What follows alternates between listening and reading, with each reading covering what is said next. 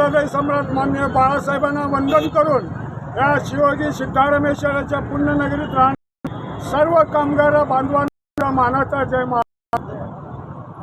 या सरकारने खास करून ह्या 2-2.5 वर्षामध्ये ह्या सरकारने एवढं कामं गलिच्छ केलंय, माझ्या उभ्या आयुष्यात राजकारणात पाहिलं नाही।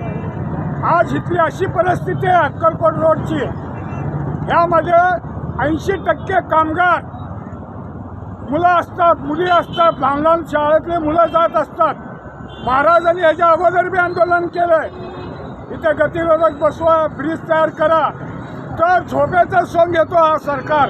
मला असं वाटतंय ह्या सरकारला तुम्ही खास करून इथल्या लोकांना सांगू इच्छितो की उद्धव बाळासाहेब ठाकरे शिवसेना हे आंदोलन केले नाही तर पुढच्या वेळी ह्या येथील भागातील लोकांनी हे आंदोलनामध्ये सहभागी व्हायला पाहिजे। तर ही परिस्थिती उद्या जीव नाही जायला पाहिजे कुणाचं। मी आपल्याला एक उदाहरण देतो, हे सरकार कुणाचं असो, हा सरकार कुणाचा असो, कुठं तरी घात घडला किंवा अपघात घडला तर पोलिसांना पोलीस लोक मदत करू शकतात।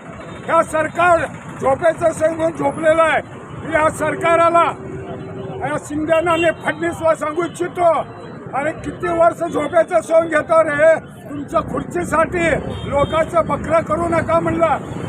तुमच्या खुर्ची आज जाईल, उद्या येईल, हा भाग वेगळा। तर मी एक आव्हान करतो या सरकाराला, जर पुढच्या आमच्या आंदोलनाच्या आत ही जर ब्रिज सिग्नल नाही झाला तर ह्या सरकारच्या घरासमोरच आम्ही आंदोलन करू। आणि या महाराजांनी जेव्हा जेव्हा कामं करत असतात ते लोकांच्या हितासाठी करत असतात, इथे काय आमचा फायदा नाही। आज बघतो आपण हे सिग्नल, ही गर्दी, ही कुणाचं हे काम, सरकारचं काम आहे। या सरकारला मी सांगू इच्छितो, अरे बाबा त्याला थोडी जर असेल तुला काय, दुसऱ्याला त्रास देऊ नको।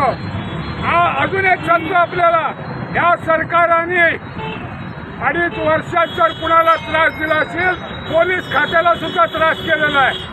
अगोदर कधी त्रास एवढा या पोलिसांना झाला नाही, पण पोलिसाला बी त्रास देतात आणि जनतेलाही त्रास देतात। आपण जनता ह्यांना धडा शिकवल्याशिवाय राहायचं नाही। जय हिंद, जय महाराष्ट्र। नवनवीन बातम्या पाहण्यासाठी SB न्यूज चॅनलला लाईक करा, शेअर करा, सबस्क्राईब करा।